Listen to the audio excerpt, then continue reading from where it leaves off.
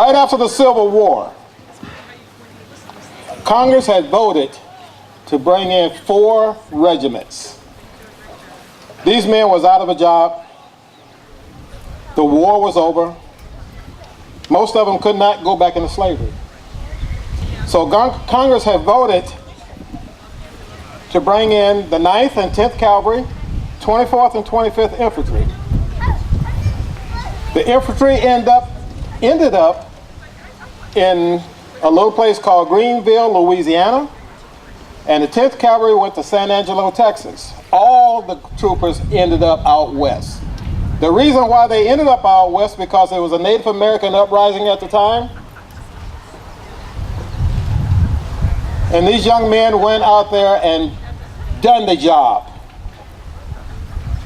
They helped build towns. They helped build the railroad. They helped build telegraph lines. They also chased people such as Geronimo, Cochise, Red Shirt, Santana, and Santank, Pancho Villa, Billy the Kid. They pretty much done it all with very little recognition. How did they get their name? The Cheyenne Indians give these men the name Buffalo Soldier. Why did they give an enemy their sacred animal's name? Well, it's because of our kinky hair that we had reminded them of the Buffalo Soldier, Buffalo. And of course, when they would corner a buffalo, especially a wounded buffalo, that buffalo fought tenaciously to get out of that corner. And it reminded them of their sacred animal to name these men Buffalo Soldiers. Buffalo Soldiers took the name in stride and put the buffalo on their regimental crest as well.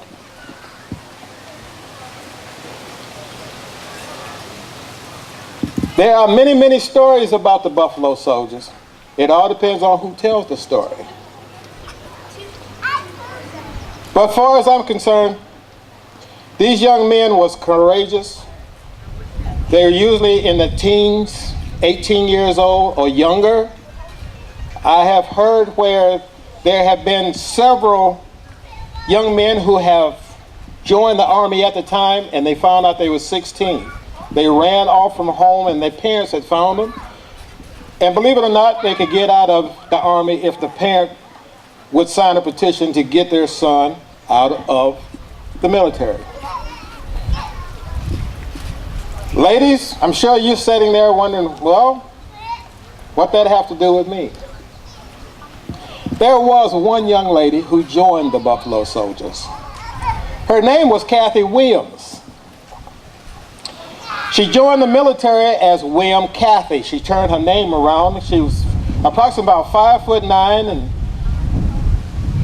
a lightweight, but at the same time she was strong enough to carry the material that she had to carry, such as the weapons. She fought 3 years with her comrades. This young lady pretty much got out of the army the same way she joined the army. No one knew that she was a woman. Back during that time, they did not take physicals, so that she could not go to the hospital and the doctor says, oh, you're a lady, you cannot be part of. Even Billy the Kid. So seeing how that she knew she did not have to take a physical, she joined up and fought with the 24th Infantry for 3 years. And when she decided she had enough fighting, which started taking a toll on her, by carrying all the weapons and the gear that she had, and she was fighting side by side with her comrade. She finally got out of the army by going into the hospital and opening her blouse up and said, look. And of course, they gave her a dishonorable discharge. She could not receive her pension, and unfortunately, the history says that she was buried in an unmarked grave. So that was history that was lost. But that was just one story of many. Another story that comes to my mind is a little short fella by the name of Emmanuel Stance, 4'11", 19 years old, freshly out of slavery. He tried to join the 24th or the 25th Infantry, and they told him he was too small and he could not carry all the equipment. That did not deter this young man. What he done was he went to the 10th Cavalry, and that was exactly what they was looking for, small statured men. You have to remember now, the Army was looking for small people to ride these horses because the horse had to carry everything, such as the rider and all his food, all the gear in the desert. So they was looking for small men. Emmanuel was an excellent sized man. He was 4'11", didn't weigh 100 pounds. You wonder what makes this young man such an icon. Was because he was the first black to receive the Congressional Medal of Honor for the job he done saving his men. Small man, but he had a large heart. He cared about his men. And I guess it's the fact that it's not the size of the fight that's in the dog, but he must have had a large fight in him to win a Congressional Medal of Honor. So once again, ladies and gentlemen, I say to you, these young men are still fighting today. The understanding that I have that the 10th Cavalry was disbanded in World War II. My understanding today, approximately about 2 years ago, they reassigned the 10th Cavalry. They're working towards Afghanistan today.